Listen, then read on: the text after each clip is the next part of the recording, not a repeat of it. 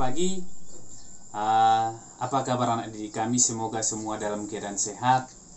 Jadi pagi ini Bapak ingin mengajarkan kepada anak didik kami, khususnya yang kelas 7, itu mata pelajaran prakarya. Ya. Nah, perkenalkan, nama Bapak Bapak J. Samosir. Ya, disingkat kalau di sekolah kita J-Sam. Oke. Nah, jadi topik kita untuk sekarang itu mengenai kerajinan serat. Nah, prakarya itu kira-kira apa? Jadi kalau Bapak rasa kalian juga sudah di SD sudah pernah melakukan prakarya. Nah, prakarya itu apa? Prakarya itu berasal dari kata pra dan karya. Pra maksudnya belum, karya maksudnya hasil kerajinan. Berarti prakarya itu hasil kerajinan ya, yang belum. Maksudnya yang belum gimana? Yang belum sempurna, contohnya belum dipasarkan, seperti itu. Makanya kalau di sekolah kita mengerjakan prakarya itu sederhana dia. Contoh dari kertas origami dan lain-lain gitu. Nah, langsung aja kita ke topik. Topik kita sekarang Bapak bilang tadi kerajinan serat. Jadi kira-kira apa itu serat? Nah, pengertian serat itu adalah suatu material yang perbandingan panjang dan lebarnya sangat besar. Berarti perbandingan panjang lebar sangat besar, berarti ini ada panjang, ini ada lebar. Nah, kalau dia dikatakan serat, apakah yang dikatakan serat? Belum, karena perbandingan panjang dan lebarnya sedikit. Kalau serat itu perbandingannya itu sangat besar. Bisa sampai 1:100, bisa sampai 1:500. Contohnya nanti itu adalah contohnya kapas. Nah, ini kan ini kapas. Atau dalam kehidupan sehari-hari, contoh coba perhatikan. Contoh itu apa? Sayur-sayuran, ya kan? Sayuran, apalagi? Iya, bagus. Buah-buahan. Buah-buahan. Nah, jadi kalau serat ini, nakku, ada dia di tumbuhan, ada di hewan, gitu. Apakah dia hanya ada di tumbuhan dan hewan? Tidak. Ada juga dia nanti di mineral. Cuman yang kita bahas sekarang hanya pada tumbuhan dan hewan. Oke. Lanjut, langsung saja. Oke, jadi kita bahas di sini jenis dan karakteristik serat. Jadi Bapak katakan tadi ada serat itu ada pada tumbuhan, ada juga pada hewan. Nah, pada tumbuhan dibagi lagi dia. Letak serat pada tumbuhan dibagi-bagi. Ada dia letaknya di batang, ada dia letaknya di daun, ada dia letaknya di buah, ya kan? Kalau dia pada tumbuhan, yang pertama tadi Bapak katakan letaknya ada di, contoh di buah. Yang kedua ada di, ada di batang. Ada di mana lagi tadi? Iya, ada di daun. Oke.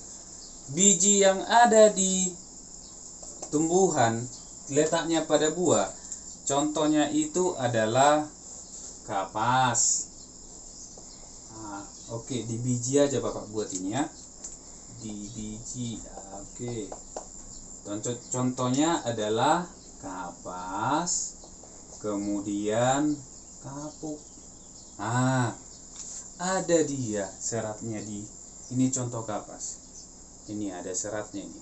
Perbandingannya itu 1 sampai berbanding 500, bahkan sampai 1000. Yang kedua, kalau dia pada batang, contohnya itu nanti adalah anggrek, batang pada bunga anggrek. Jadi batangnya itu memiliki serat. Yang ketiga, pada daun, contohnya nanti adalah daun nanas.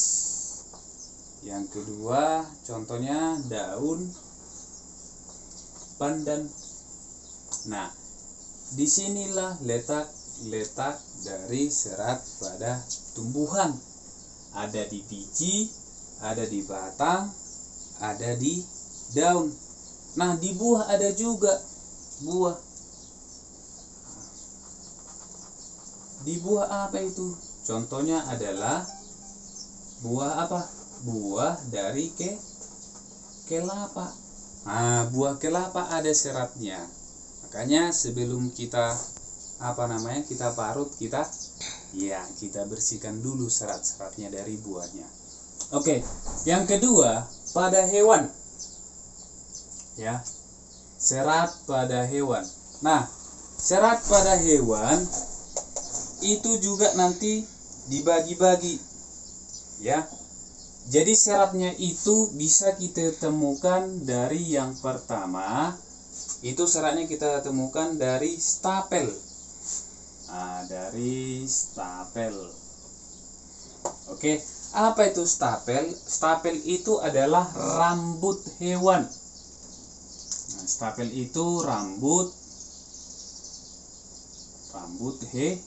hewan. Nah, oke, contohnya apa yang serat yang dihasilkan oleh hewan dari rambutnya? Nah, pasti sudah tahu semua, contohnya itu adalah contohnya adalah wool. Dari bulu apa ini? Dari bulu domba. Ya kan, bulu domba, atau ada juga dari bulu unta, ada juga dari bulu kelinci. Nanti bisa kalian baca-baca bukunya anakku untuk lebih mendalam apa itu pengertian dari serat. Oke. Nah, yang kedua, selain dari rambut hewan, kita temukan juga serat pada hewan pada filamen. Serat dari filamen. Nah, ini aja pokoknya. Apa itu filamen? Filamen itu adalah berbentuk jaringan. Ini berupa yang namanya jaringan. Nah, berupa jaringan. Jadi jaringan itu contohnya itu berupa pada laba-laba ya. Jadi membentuk jaring-jaring. Nah, jadi contohnya adalah tadi pada filamen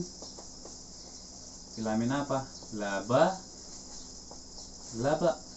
Apalagi yang lain? Contoh yang lain adalah kepompong. Iya.